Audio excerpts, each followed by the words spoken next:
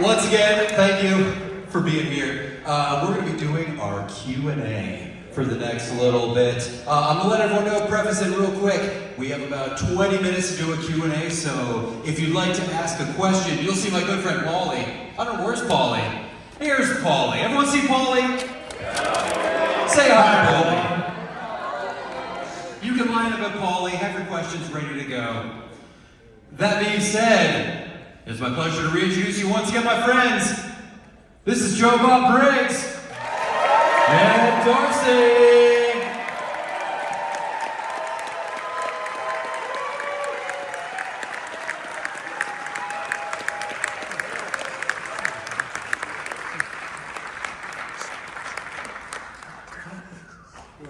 All right. So once again, if you'd like to ask a question, Paulie is right there. Paulie, I'll let you take it away. I do have our first question. Sir, what is your name? Hi, I'm Andrew Johan DeTouche from Lake Erie, New York. And do you have a question for Mr. Joe Bob Briggs or Darcy Mail Girl? For the both of you, really. Being a driving guy and just all kinds of classic movies. I grew up with movies like Spaceballs. If anything I learned from a movie like that. Merchandising.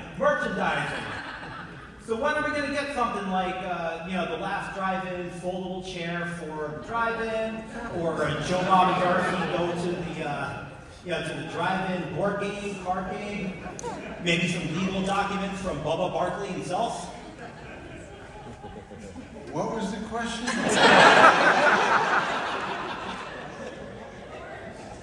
More merch. When you're gonna do like different merch. Oh, you want more merch than we have? Different. You have not saved me enough of my money. We have to truck in 3 semis when we go to a convention for all the stuff that Fright Rags makes, for us, and all the stuff that Justin Osborne, the artist from Kansas, does all those. I don't even. What do you call them? Caricatures, portraits, art. Yeah. The first one he ever did, people think that he does those from actual screen images. He doesn't. He does those from his head.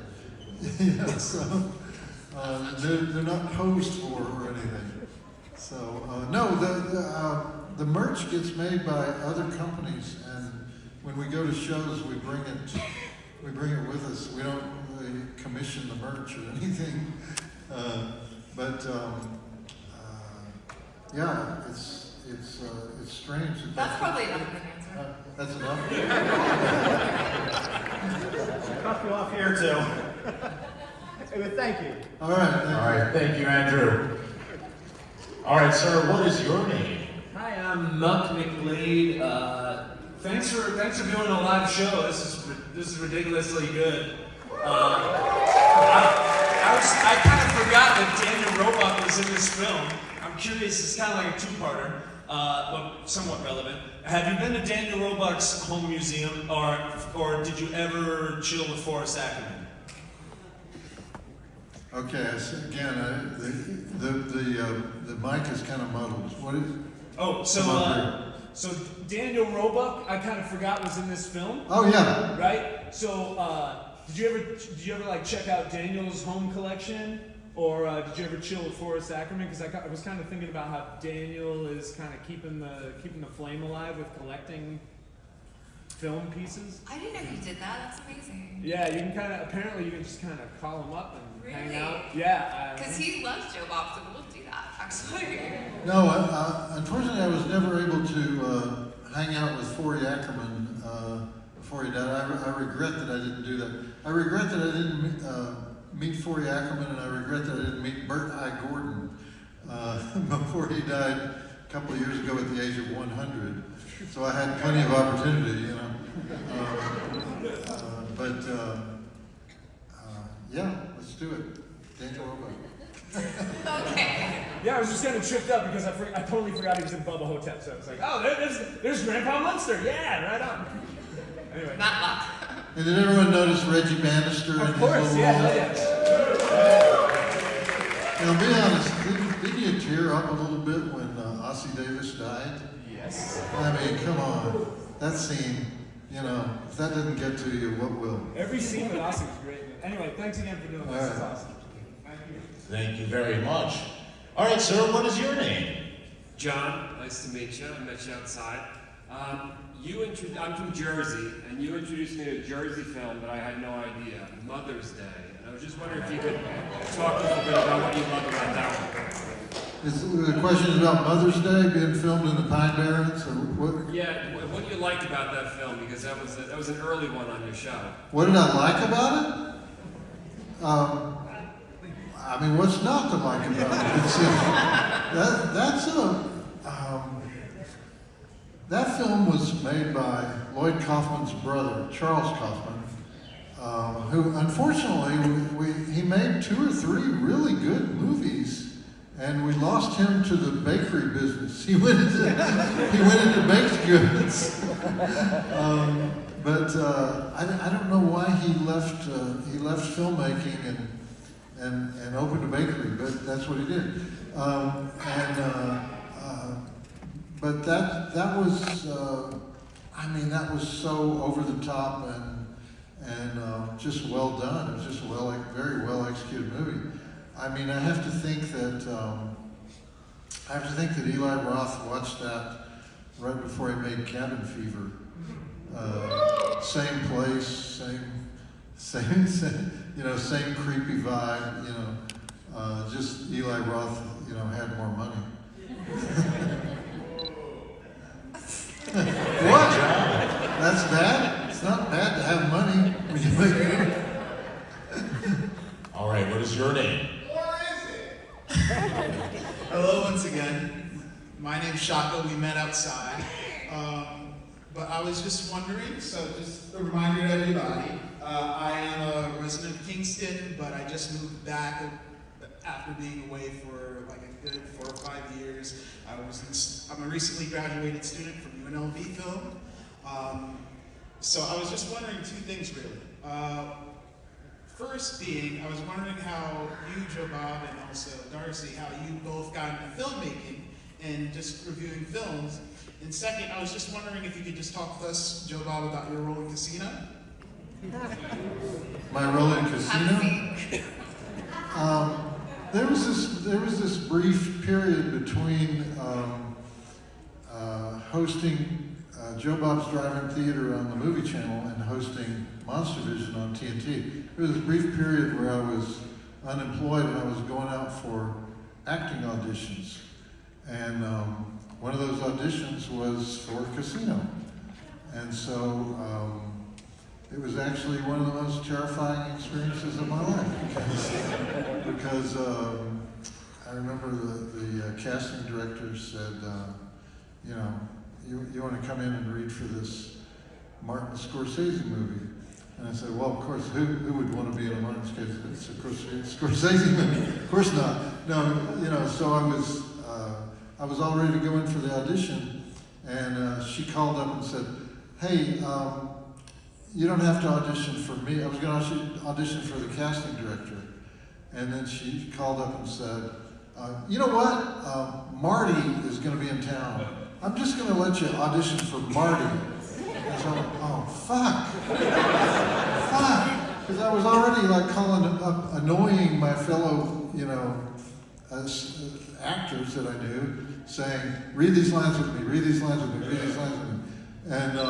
And now it's like it's going to be Martin Scorsese in the room, and so I think I would rather audition for the casting director. And so then she called up 2 or 3 days later and said, hey, you know what? Bobby is going to be in town, and your scenes are with Bobby, Bobby De Niro, And so come on in. You're gonna, we're gonna put you on tape with De Niro in front of Scorsese. And so I go to the audition.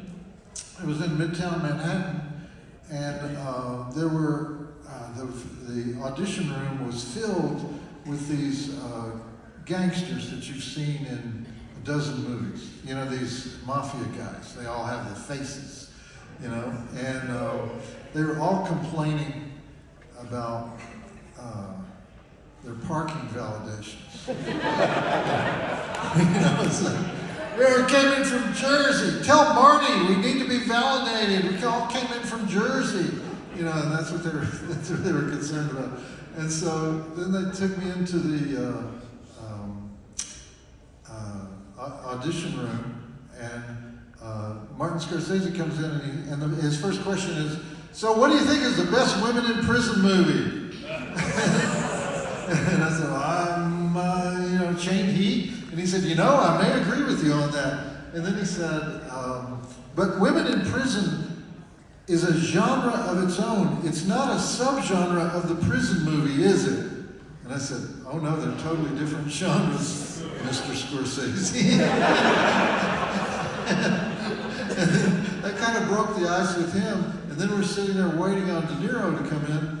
And De Niro comes in, and he doesn't know his lines, and so he's going to pick up the script, and he has to put on his glasses and stare at it like this. And I thought, oh, I'm going to be fine.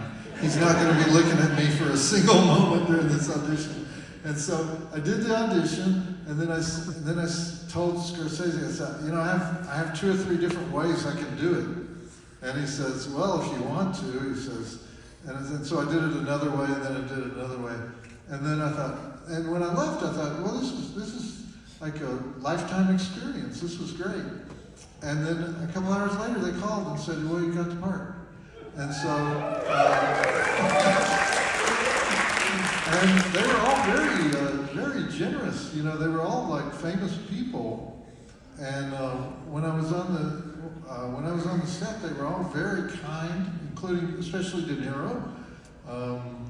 Although he is an intimidating guy to work with. You want me to continue with this? I can tell a couple more stories if you want to hear them. But As long as I'm not getting in the way of everybody else.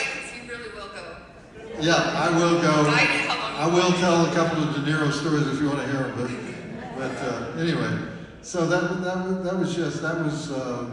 was a great. And you know how popular that movie is around the world?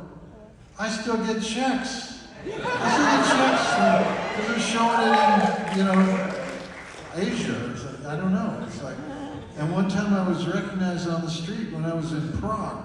And it's like, Don Ward! You're Don Ward. They even knew the character name. Don Ward, slots manager. I'm just glad to hear about that, because that was actually the film that I needed to write about for my Film 100 class. So thank you. Okay. All right, what is your name? Well, my name is Kirk, and I was wondering if you could elaborate on how dirty it was in the hall, and then in JFK's room it was beautiful and clean, but everywhere else it was dirty too, even in Elvis's room. Could you elaborate on the importance of that?